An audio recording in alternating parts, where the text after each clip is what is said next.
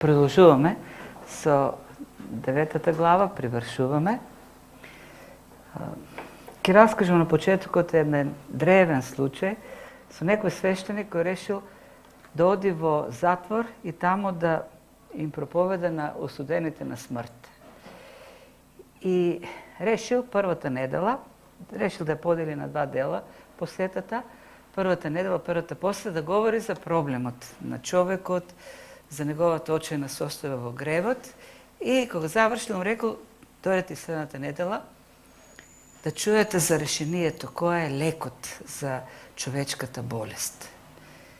И дошол следната недела, меѓутоа во древноста бил обичај смртните пресуди да се извршуваат во понеделник. И така кога дошол следната недела, поголемиот дел од луѓето биле веќе екзекутирани.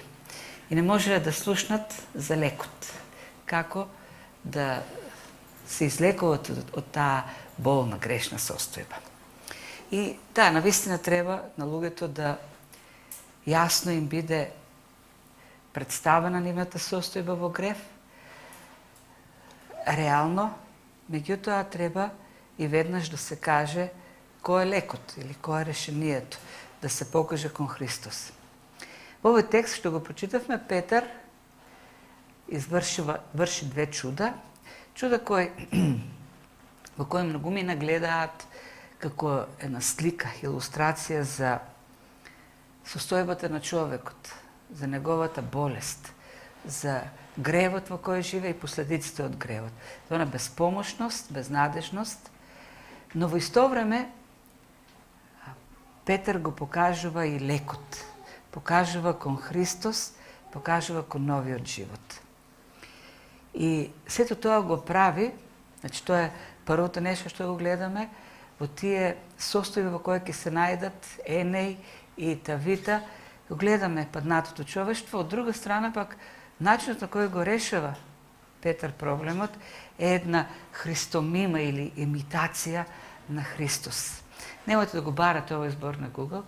Пред неколку недели пак некој таков збор стаев. Ова се кованици, јас ги правам. И на Фейсбук една жена, сестра ми напиша, вика, барав на Google секаде, вика, никаде не можев да го најдам зборот, што значи тој збор?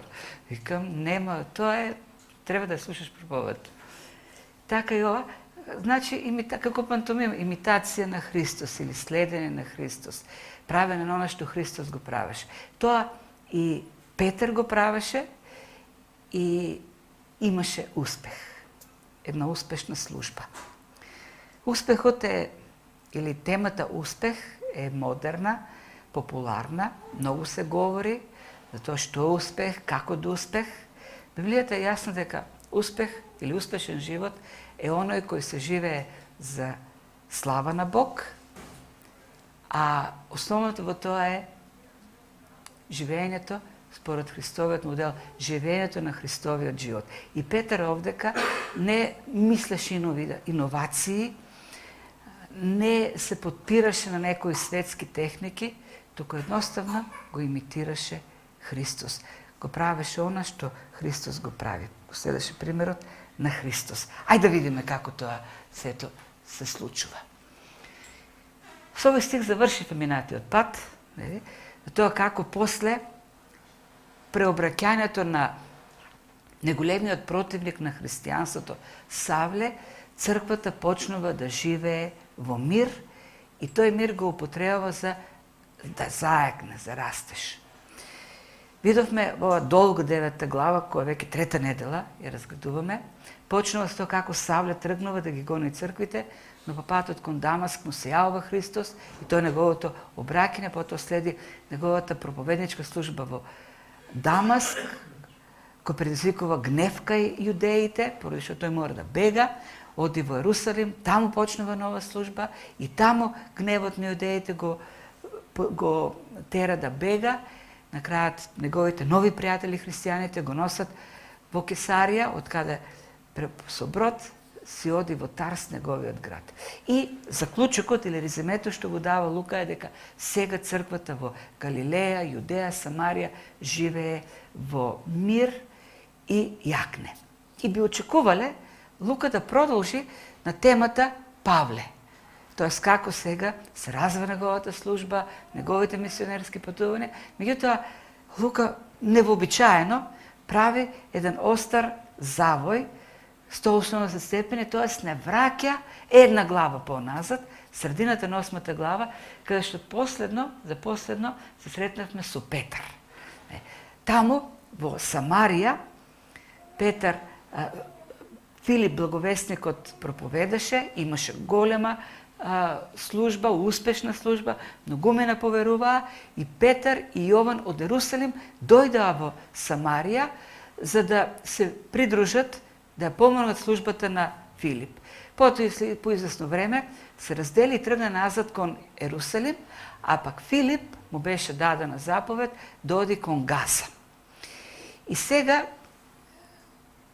Петар гледаме дека од овој 32 стих, откако се вратил во Ерусалим, пак тргнува да ги посетува црквите во Галилеја, Самарија и Јудеја. И за да стане појасно, јас пред некој ден, бидејќи мене ми се многу јасни тие места, и погледав на карта. И еве, да имате чисто една географска ориентација. Овдека Ерусалим, овдека се оние случувања во Самарија со Филип, благовестителот. Значи, од Ерусалим доаѓаат во Самарија, Петар и Јован, Светиот Дух се симнува, потоа му кажува Бог на Филип од Самарија да тргне кон Газа на југ. И тука има некаде пустина и во пустината се среќава со етиопјанинот. И откако етиопјанинот ги поверува, е крстен, веднаш Светиот Дух пишува го грабнува Филип и тој тргнува на север кон Јопија и дури кон Кесарија. И пишува дека низ целата ова територија тој проповеда, евангелизира. И таа се вика Шаронска долина. Целата ова од Кесарија до Газа некаде, една голема територија, долината на Шарон. И сега текстот ни вика дека Петар решава да ги посети новите цркви кои се основани и во Јудеја, и во Самарија, и во Галилеја и се симнува слеза кај светиите што живееа во Лида, во овој град. Лида е во тоа време, така велат нели археолозите, значаен град со развиена трговија и очигледно веќе има тука христијани. Ке видиме една од личностите во овој дел е Табита, која е сестрна речна, христијанка е. И се говори за ученици, се говори за луѓе кои веруваат во Господ. И очигледно тие цркви се основани од Филип. Бидејќи Филип служи во овој дел, и сега Петар оди да ги охрабри таму верниците. И кога доаѓа до Лида, градот Лида, таму пишува среќава еден човек по име Енеј, кој цели 8 години е во кревет, во постела, неподвижен, парализиран. За овој човек не ни се кажува дека е христијанин. Не ни се кажува дека е верник, не е наречен ученик, брат. Не знаеме која е врската меѓу Петар и него, меѓутоа Петар решава да го посети тој човек Енеј. Она што со сигурност е евреин, бидејќи се уште не е почната службата меѓу неевреите. Тоа ќе се случи во 10-та глава. До овој момент прво службата беше меѓу евреите во Ерусалим, потоа еленизираните евреи, потоа оние евреи што се во Самарија, така да кажеме полуевреи, самарјаните, потоа имаше служба со етиопјанот кој е прозелитизиран евреин. Не евреин, меѓутоа станал евреин. И во 10-та глава ќе се сретнеме за прв пат со неевреин на кого ќе му биде проповедано Евангелието. Така да, довдека имаме случаеви само со евреи. Но оно што е карактеристично со овој Енеј, што неговото име е нееврејско, еленистичко е. И тоа големо име, познато во тоа време. Енеј во Илијадата на Хомер е еден од јунаците во Тројанската војна, а за истиот лик пишува и латинскиот поет Вергилиј, кој го представува како еден од хероите кој оди од Троја во Рим и го основа Рим. Така да и во двете литератури, и во елинистичката, и во латинската, тоа е смел, голем човек. И тука некои гледаат парадокс. И двете имиња, и двете личности, и Енеј, со своето големо име и својата состојба, и Тавита со своето специфично име и пак и низината улога во црквата, говорат нешто. Има некакви парадокси. Прво, парадокс е во тоа што човек со такво големо име, значајно име, мислам, име на смел, храбар човек, лежи неподвижен. Закован за креветот, цели 8 години. Безпомошен, немокен. И ова е една убава илустрација за природната состојба на човекот. Човекот, колку и да гледа високо на себе, посебно во оваа време на хуманизам, колку да се издига како голем, колку и да се величи, колку и да се кити со ласкави имиња, како нели човекот, тој е многу напреден и тој може се да направи со својата сила, човекот во својата природна состојба, во тој божествен, совршен стандард е безпомошен, немокен. Бидејќи и со најдобрите дела, и со најголемите достигања, споредено со совршеноста на Бог, сето тоа е како пророците што велат, како извалкана парталава облека. Тоа е човекот во својата природна состојба. Немокен, безпомошен, да го задоволи онаа што е според Божиот совршен закон. То не значи бидејќи тука веднаш реагираат луѓето, ама има добри луѓе, има морални луѓе. Да, тоа не значи дека во очите на другите луѓе човек не може да изгледа морален, не може да неговите дела не може да изгледаат како големи. Да, во човечките очи има големи луѓе, има морални луѓе, има луѓе кои имаат големи дела и така натоа. Меѓутоа тоа е во човечките очи. А Божите очи се повисоко од човечките, како што небото, вели словото, е повисоко од земјата. Дори и таа споредба не е доволна. Или како што вели во Римјаните 8:8, Павле пишува, оние кои живеат по телото, оние во телесната состојба, не можат да му се допаднат на Бог. Тоа е тоа. Едноставно, што и да направат, не може да му се допаднат на Бог. Убави имиња, убави фрази, меѓутоа една духовна парализа. И што прави Петар? Тоа е состојбата, духовната состојба на човекот. Немоки, безпомошност. И што прави Петар? Во таа состојба му вели, Исус Христос, тебе те исцелува. Енеј, тебе те исцелува Исус Христос. Очигледно да, дека тој кажал нешто повеќе, меѓутоа секогаш тоа е правилото на екзегезата. Овие сумаризации кои се дават ја искажуваат суштината на настаните.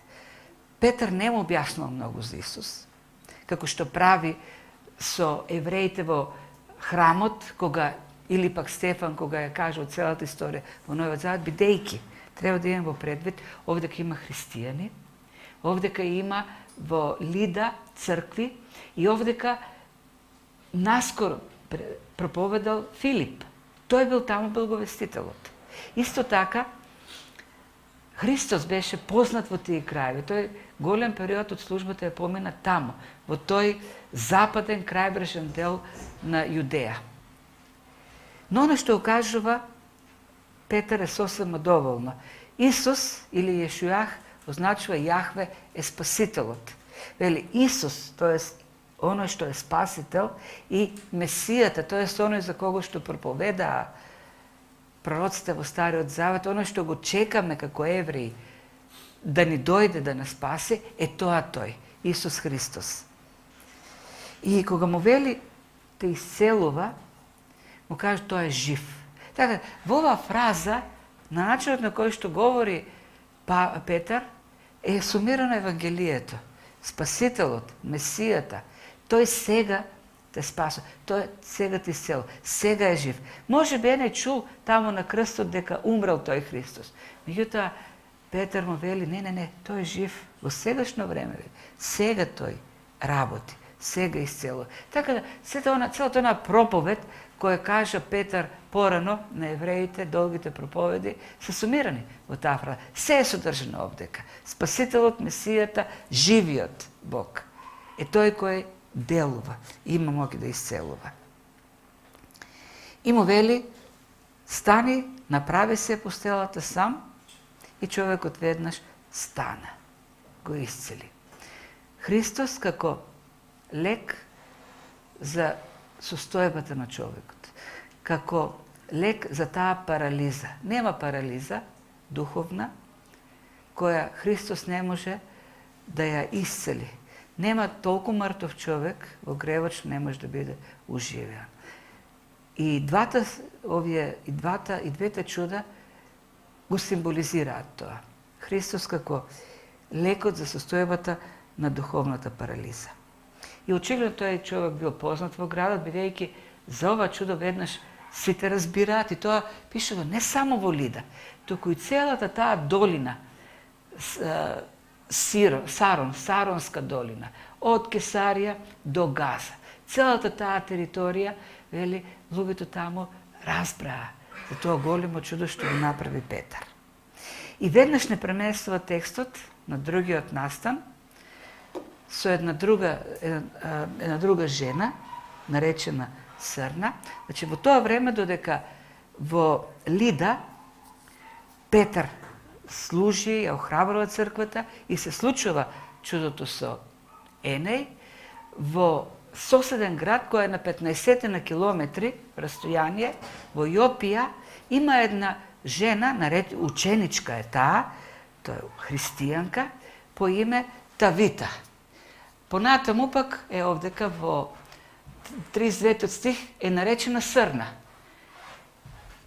И не знам зашто така решила преведувачот, ако во 36 стих го користи еврејското име, Тавита е еврејско име, во оригиналниот текст во 39 стих е употребено грчкото име е Дорка. Ето во нашиот случај решил, во еден случај преведувачот да го напише Тавита, а во другиот Црна, а не Дорка, како што е во оригиналниот текст, но Дорка значи она што значи Тавита, Срна или газела. И во двата случаи исто е значењето. Така, Тавита, или ако сакаме, така, она библиски новозаветно, да ја наречеме нашата Срна, би ја викале Дорка. Дорка, да. Има конј Дорчо, ама не сум чул ко била Дорка. Убаво име во секој случај.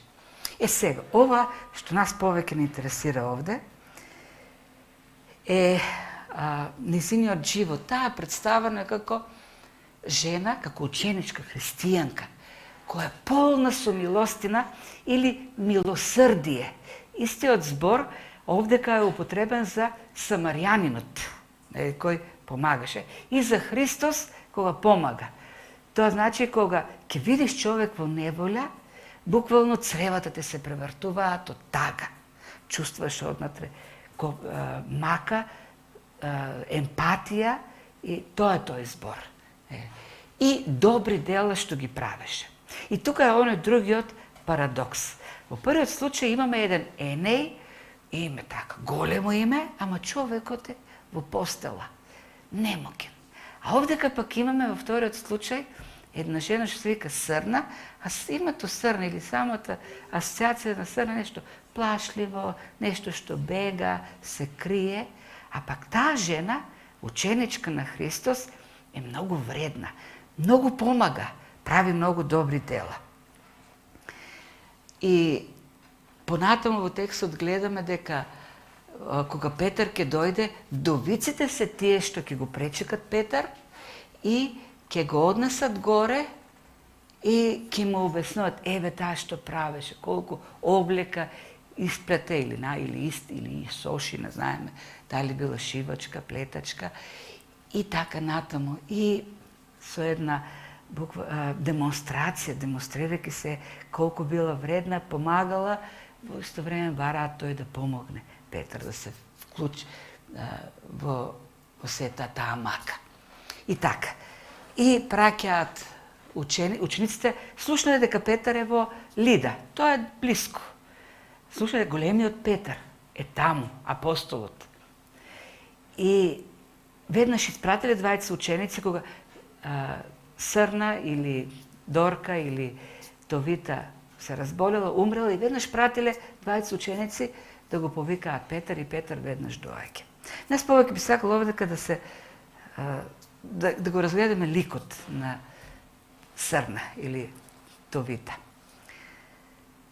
Кажав пред малку и неколку пати повторивме, изучувајќи оваа книга и не само оваа, дека нашите дела и најдобрите дела се како нечистотија во очите на совршениот Бог.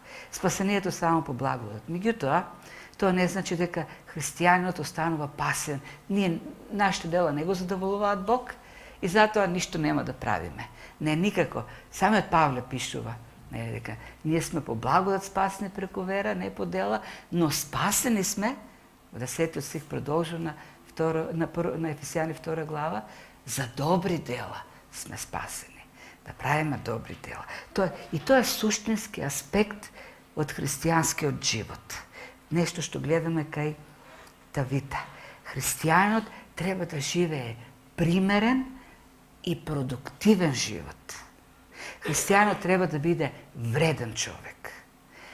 Во црквата во Солун, македонските цркви инаку се пример во Новиот Завет за сите цркви, меѓутоа, ете во таа црква се јавиле луѓе кои, откако станале христијани, решиле да не работат. Тоа е да живеат на грбот на другите. И Павле ги окорува, вели во 4 глава 11 стих. Усрдно да се грижите да живеете мирно, да се извршувате собствената работа и да работите со своји раце, како што ви заповедавме. Да работите. Понатаму, во 2 глава, и потоа вели, кој не сака да работи, нема да му давате да јаде. А пак во второто послание, бидејќи не се поправиле тие, и вели, ќе ги избркате и од црква.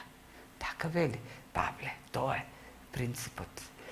Христијанот треба да биде, сведоштвото на христијанот е еден продуктивен, чесен, примерен живот. Не оди заедно демонстрацијата, дека сме верници, тоа да се удираме во гради, дека веруваме во Христос, а при тоа живееме еден мрзелив живот, седејќи пред телевизори, пред компјутри, чекајќи некој друг да не најде, да не напие, а ние само да се фалиме дека сме христијани. За жал, христијанинот некако како духовна служба да го смета само она што е во црква, додека се она другото е нешто светско. Не, се што правиме, вели Павле, да биде како за Христос. Христијанот треба да биде примерен. И дома да биде примерен, вреден. И на работа да биде примерен работник. И во училиште да биде примерен ученик. На факултет да биде примерен студент. Во средината во која живее треба да биде пример во своето однесување. Не само да гледа за себе, туку и за другите дури да се грижи. Ми беше така интересно. Направив впечаток, например, во Софија, таму црквата што ја посетувам, со која се работуваме, има многу бизнисмени, христијани. И на почетокот тоа, кога почна тие бизниси таму, некаде крајот на 90-тите, 2000 години и тоа, почнаа да вработуваат христијани. Ајде да помагаме на христијани. Знаете ли каков заклучок на крајот, до каков заклучок стигнаа? Нема повеќе да вработуваме христијани. Зошто?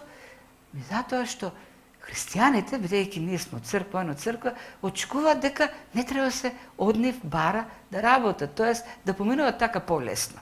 Ама не, бизнисот е бизнис.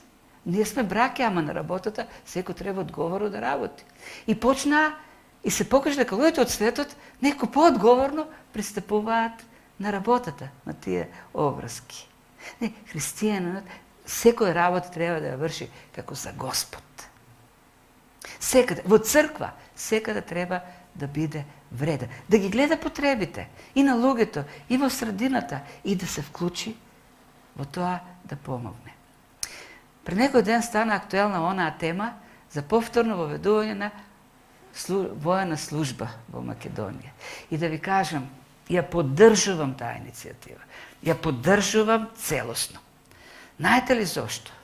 Затоа што, не зборам тоа, ајде војчињата имат друг менталитет и се очекува од нив да работат, да помагаат во домаќинството и сега. Меѓутоа, нашите момчиња станаа многу мрзеливи. Старо многу мрзеливи. Без одговорности и без почитување на авторитети. А во војска токму тоа се учи. Одговорност, дисциплина и авторитети. Нешто што фали денес, многу фали. Еден случај ќе ви раскажам на овие истории, бидејќи тука нема многу доктрина, дозволувате вака да се пуштаме. Некој тони ми рече дека повеќе апликации имало. Дозволуват историите, библиските истории, малку повеќе човек да се пушта во приказни.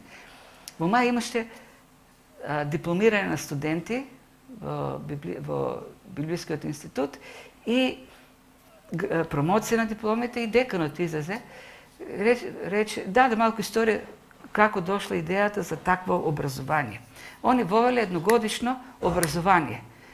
И тоа претежно за момчиња, не само за нив. И од кај дошла идејата?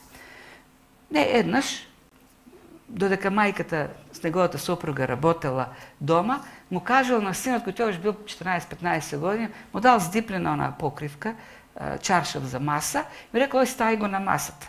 И он продолжи да работи, дошло момент, носи чини и гледа чаршавите така стави на масата. И ми рекол, зашто не го стави на масата? И па ја го ставив на масата. Ама се подразбира, кога ти дадат чаршав, ти треба да го ставиш на масата. А како се прави тоа, прашал? И таа на 14 години му објаснил како се стави чаршав на масата. И сега они имаат таму образование во кој што млади на 18-19 години, кога ќе завршат средно образование, ги зимат таму 10 месеци и тие 10 месеци се сами прават. Чистат, готват, ако нешто има потреба да се работи, натре работат, имат теолошка програма, учат и евангелизираат и служат и така натаму. И се враќаат дома, кога се враќаат тие деца дома, родителите се многу задоволни. Идејата ми беше дека христијанинот треба да биде вреден. За жал, нашето општество ја загуби таа дисциплина. Ние взимаме пример, Норвешка, Шведска, скандинавски земји, но знаете дека и во Норвешка, и во Шведска, и во Финска, и во Швајцарија, служењето на војниот рок е задолжително. И тоа некаде по 8, по 10, па и по 15 месеци. Да. Така да ние вземаме некои примери, ама и некои не взимаме. Ова е еден добар пример. Пример за посветена христијанка, која е полна со милостина, или полна е со милостина и добри дела. Жена која плетела.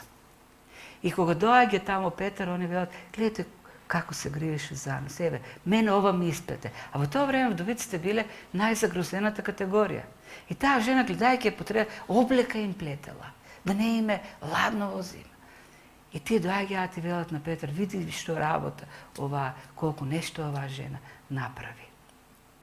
Тука ќе се сетам и на една друга плетачка или шивачка од времето на службата на Георг Милер. Неколку пати го спомнав. Тој е човек кој почнува сиропиталишта во Англија. Човек кој никогаш, никаде јавно не ги изнал своите потреби, потребите на сиропиталиштата или на сираците. И секогаш Бог обезбедувал за потребите. Но кога требало да се отвори првото сиропиталиште, луѓето донирале различни работи и добил донација од 100 фунти. И тоа бил многу пари. Тајна донација. Меѓутоа тој сакал да знае кој ги дал тие 100 фунти. И на крајот разбрал дека една шивачка, бедна шивачка, ги дала тие 100 фунти. И му станало непријатно. Ја нашол и отишол дома и рекол, еве ги, ти си толку сиромашна, толку многу се мачиш, плетеш, шиеш, не можам да ги земам. И после долго бедување жената рекла, ама мојот Господ последната капка крв си ја даде за мене, а јас сега да не можам да ги дадам сите пари што ги имам за него, така што ќе се грижам за овие сираци. Јаков, сеќавате што кажува, која е чистата и непорочна вера. Да се грижиме за оние кои имаат потреба. А тоа значи да работиш дополнително за оние кои не се во состојба за себе доволно да работат. За да може да се помогне на оние кои не мокен, тоа значи дека ти треба повеќе да дадеш од себе. За да можеш и неговото да го покриеш. Не е тоа комунизам, не е тоа социализам, туку тоа е она што е праведно во Божите очи. Зашто Бог некој му дал сила и можности, но другиот ги нема таа сила и ги нема тие можности. И така, вдовиците се со сите тие работи што ги прават пред Петар, демонстрираат една потреба, молба да се помогне во таа ситуација. И што прави Петар? Им кажува надвор сите и се свртува кон телото, се моли, се свртува кон телото на жената и вели Тавита стане. И така, ќе отвара очите, седнува покрај него, тој ја подава раката и потоа ја предава на луѓето жива. И резимира дека сите што слушнале во Јопија, нели, поверуваа во Господ. Очигледно дека овие чуда се за да поверуваат луѓето. Крајната цел е да се шири евангелието таму, во целата таа област се опише накаде.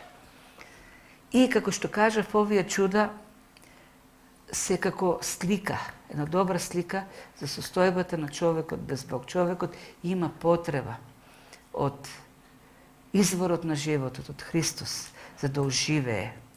Зашто, ќе кажеме тоа на крајот, не е најстрашна оваа парализа, физичката, најстрашна е духовната парализа. Не е најстрашна физичката немоќ, најстрашна е духовната немоќ. Христос е одговорот. Тука гледаме како поради гревот дојде и физичката немоќ. И решението на физичката немоќ, тоест оди заедно со решението на духовната немоќ. Кога човек е излекуван духовно, доаѓа физичкото исцеление. Не пропагираме овдека просперитетно, тоа е идејата овдека. Во овие случаеви, Христос преку тоа физичко исцеление покажува и моќ за духовно исцеление. Бидејќи на крајот на краиштата не е вистински болен оној кој има физички проблем. Вистински болен оној кој внатре цело време покажува една немоќ, тоест и ако има некаква физичка немоќ, постојано се жали за тоа колку му е тешко, колку му е лошо, колку не способен, како не може ништо. Е тоа не големата болест. Тоа дека човек кој е исцелен во Господ и во немоќта ќе го слави Господ и во немоќта ќе биде свеж во душата и ќе се труди, дури ќе се труди. И така, но тоа не е единствената лекција, како што кажав, нашата тема е Христомима.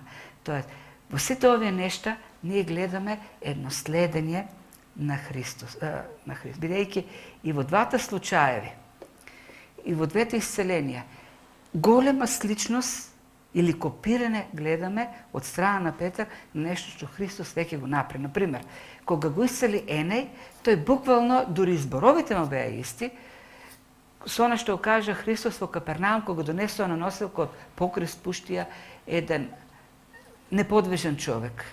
Во 2 глава на Марко и во Матеј го има тоа. И тоаш Христос му рече, стани, земи си ја постелката и оди си дома. И овдека Петар рече, стани, бидејќи тој се беше дома, сам намести си ја постелката. А пак уште поочигледно е случајот со Тавита. Имаше едно девојче, Талита, само една буква е во разлика, Талита и Тавита. Керка на еден од старешините во синагогата во Капернаум, чии што девојче, дете е болно, тешко болно, доаѓа Јаир, еден од началниците на синагогата, го моли Христос да отиде, да го излекува неговото дете, и кога стигнуваат, разбира дека тоа веќе мртва. Се слушат лелици, Христос влегува и како Петар вели, како што Петар го имитираше Христос, ги брка сите од просторијата, го фаќа за рака детето, вели талита стани, тоа станува, седнува, го крева детето Христос и го носи и го предава на домашните, како што прави и Петар во истиот случај. Која е идејата овдека? Рековме, Бог ги претвора духовно и физичко, во случајот мртви во живи. Тој го решава проблемот, основниот проблем од човекот, од кој доаѓаат сите други проблеми, па дури овие немоки, што ги гледаме овдека, и смртта. Нема духовна парализа што не може да биде надмината, но нешто друго гледаме овдека, начинот на кој се прави тоа. Христос, сушност, не само што воскреснува од таа беда и немоки, туку врши и промена. Не само што оживува, туку и преобразува. Ги преобразува луѓето според својот лик. И тоа го гледаме овдека со Петар јасно. Петар е многу добар пример за тоа. Ако го проследиме животот на Петар, ние нема да ја видиме таа христоликост како на почетокот, например. Сеќавате? Имаше момент кога сакаше да го имитира Христос. Го виде Исус како во една бура оди по морето и рече, сакам јас да одам. И му рече Христос, ајде дојди. И тргна, почна да оди. Ама колку чекора направи. Ги виде брановите, бурата и почна да се дави. И вика, Господи, се давам, спаси ме. Ке се удавеше, ако не беше Исус. Потоа, во еден друг случај, му рече на Исус, кога праша, кој сум јас? Што мислите? Ти си Христос, синот на живиот Бог, Месијата. И тогаш му рече Христос, да, така е. Не тело и крв, нели, но тоа ти е одгоре дадено да го познаеш. И веднаш пак Петар рече, ама ти нема да одиш на крстот. Јас нема да дозволам да одиш на крстот. Во тој момент веднаш престана да го следи. И го чу најсериозниот укор до тој момент, бегај зад мене, Сатано. Па потоа во друг случај, кога Христос рече дека сите ќе се разбегаат, од него ќе се откажат, Петар рече, сите да се откажат. Аз никогаш нема да се откажам од тебе. И после неколку часа 3 пати се откажа од него. Меѓутоа овдека гледаме еден друг Петар. Таа е таа преобразба. Петар го следи Христос. Оди во неговите цркви да охрабрува и го прави оно што Христос го правеше. Петар беше човек со слабости и неуспеси, меѓутоа таа послушност кон Христос почнува да го преобразува. И тоа Бог го прави со сите нас кои го следиме. И тој ветите како го направи. Тоа е идејата, суштината на онаа парабола за лозата, Лозарот, лозата и гранките. Вели, Отецот е Лозарот, јас сум лозата, вие сте гранките. Ако останете во мене, како гранки на лозата, ако продолжите да црпите духовни сокови од мене, ако продолжите да го живеете животот на лозата, вие ќе даете изобилен плод. Плод во изобилство. Бидејќи лозата и гранките имаат иста природа. Лозата е додадената, ја сочинува како тело, гранките ја сочинуваат лозата. И тоа е тоа ветување што Бог ни го даде. Ако сме во Христос, ако го следиме Христос во послушност, ако одиме по Него, ако го правиме оно што Христос го правиш, го имитираме, го живееме Неговиот живот, ќе се случува таа преобразба се повеќе и ние ќе имаме успех во службата, како што Петар имаше успех. И го гледаме тој модел на следење на Христос, дури и во овој последен стих на 9 глава. И така завршува текстот во 9 глава Лука, а Петар престојуваше долго време во Јопија кај некој си кожар Симон. За едно поважно читање нема да најде никакво значење во овој стих. Голема работа, Петар останал, што ми треба, кај кој дури останал да живее? Кај некој си Симон кожарот во Јопија. Никакво значење. Не, има големо значење, не случајно Лука го додава дури и занајатот на тој човек. Бидејќи во скрупулозните евреи, кои постојано наоѓаат мана на се, во Тората равините го определиле кожарството како нечист занает. Кожарите како нечисти луѓе. Бидејќи они се занимаваат со мртви животни, нивната работна средина е во смрде, не знам дали се новите кожари може да се модерни, меѓутоа имаше кај нас во близина, што живеев една кожаре, да поминеш покрај кожарата беше како да поминеш покрај совисени животни. Тоа.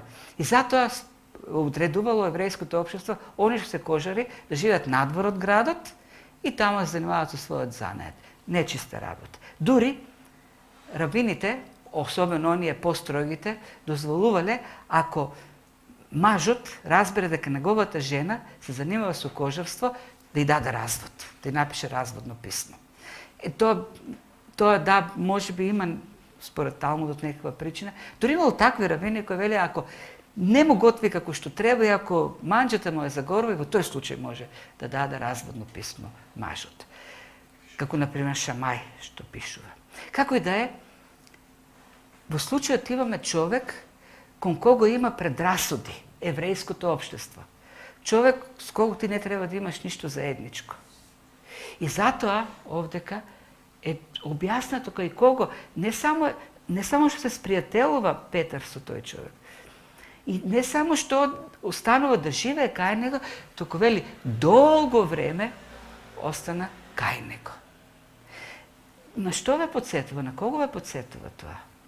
Не ве подсетува на Христос, кој немаше никакви предрасуди и беше критикуван за тоа, бидејќи се дружи со грешните, со една самарјанка отиде да разговара. Нешто што во тоа време е голема ерес. Петар наликува на Христос. Паѓаат стереотипите. И јас тука би сакал сите ние да се поставиме прашање. Еве како христијани, луѓе кои го следат Христос, има ли такви предрасуди кон луѓе?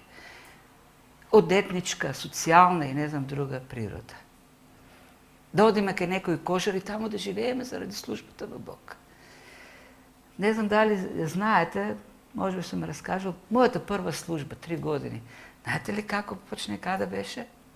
На крајот на првата година во Библиската академија требаше да имаме пракса и мојот пастор, добар пријател, кога го прашав што сега како пракса, рече, бе нема пракса такво нешто, христијанство е служба. Еве, тука си 4 години, служба треба да имаш. И јас можам да ти понудам, има едно градче, се вика Стражица, 300 и нешто километри од Софија, има таму една црква која останаа без пастор, пасторот направил некој белја, па еве, летото ќе си таму со твоето семејство, ние ќе помагаме, нели, за твојата служба, а кога ќе почне годината, школската година, си доаѓаш тука и за викендите одиш таму, петок, сабота, недела. И викам, па добро, ајде, еве, служба за проповедање. И беше летото, јуни, кој месец, Лиде беше до 3 месеци, Ани години, нешто. Немавме кола, имавме кола, немавме пари, се качевме на воз, стигнуваме у Стражица, тоа е во близината на Велико Трново, еден дождлив ден, излегуваме од возот во чекалната, се криеме од дождот, не можеме да видиме, треба некој да не пречека, и од таму еве доаѓа една жена, целата во вода, од дождот, ромка. 3 ли беа? 3 жени. Добро, јас памтам, ама знам бе. И, еве, Краси памти повеќе. И викаме, пратиле роми по нас да не взимат. Тоа е по дождот, роми ќе пратат. Бугарите нема да се мачат. И ние со куфери, сепак 3 месеци требаше да земеме повеќе работи со нас. И овека, вика, Аспарух таму не чека со колата, дојдете. И викам, Аспарух, тој рекол бугарин, одиме таму, една којска кола. И пак е, уствари тој Ајнур се вика, Аспарух го викат бугарите. Се качивме на таа којска кола и тој како Формула 1 со таа една. Мурат се викаше коњот е на силен конј. И одиме и влегуваме како шутка, едно ромско мало. И одиме. Вика, еве тоа е црквата, тука ние живееме, со нас ке живеете. И така почна нашата служба. Ние се гледаме со Краси и викаме, тоа е тоа, ке работиме. И знаете што? Тие беа благословени времења со тие луѓе таму. Ни се радуваа многу. Црквата почна да расте. Ромска беше црквата. Ама И тоа, јас имав предрасуди, не дека сум. Меѓутоа, Бог ме излекува од тие предрасуди. И си живеевме со тие луѓе. Јадевме заедно таму, работевме заедно. И Бог правеше голем работ, зашто и они беа сиромашни, и ние бевме сиромашни. И знаеш во какви кутите, знаете во какви моменти, Бог какви чуда правеше, но сега нема време да збориме за тоа. Идејата е дека тоа е, во се треба да бидеме ние христолики, таа христомима, да ја живееме, како пантомимичарите го имитираме него. И во поглед на луѓето да ги прифаќаме. И така. И тоа продолжува, тоа е еден процес кој не престанува. Никој пат нема да биде момент во кој кажем готово, ние станаме како Христос, крај. Што се случува во следната глава, во 10-та глава? Петар гледа, влезе во куќата, живееше кај тој кожар и во 10-та глава, знаете кај влезе? Во куќата на еден неевреин, кај еден стотник римски кој прво е непријател, тој е војник таму да ги окупира, а од друга страна тој е неевреин, нечист човек. И Петар влезе во таа куќа и се молеше за тие луѓе, им проповедаше и духот се симна на тие луѓе. Тоа е тој процес.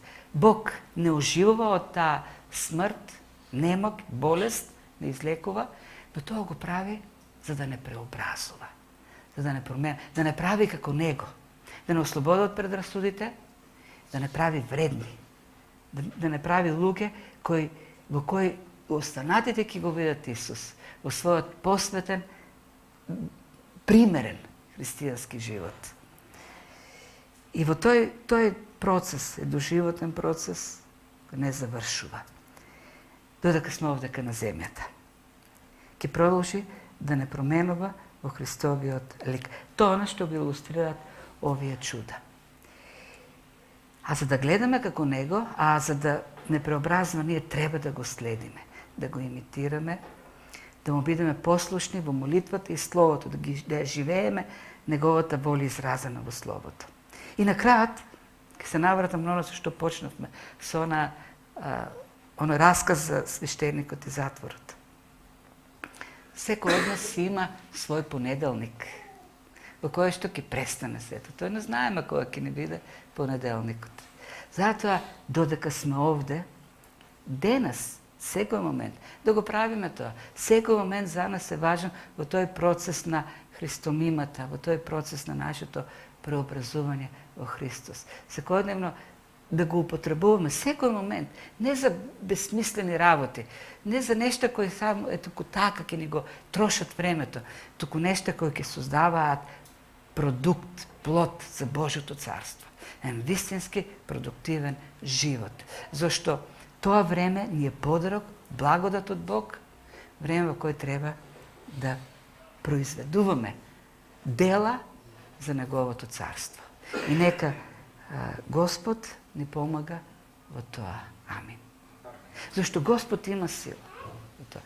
Благодатната сила е толку голема како што е оваа во исцелението. Ако Бог може да воскресне мртов, тој може оној кој што имал секакви зависности да го излекува, да го ослободи од таа парализа во зависностите. Бог може, дури оној сопруг кој не бил полн со љубов и со добрина и бил неверен, да го направи полн со љубов и верен во семејството. И непокорното дете, да го направи послушно дете во семејството. Бог може да го направи тоа. И тоа е поголемото чудо. Не исцелението на парализираниот физички човек, но токму тие работи се најголемото чудо. Духовно мртвиот да биде оживеан, и не само оживеан, туку да погледне кон небото, оној што се смеел на Бог, да погледне и во зависност да живее кон него, тоа што ќе го следи неговиот пример во секој своја постапка. Тоа е најголемото чудо. Амин повторно.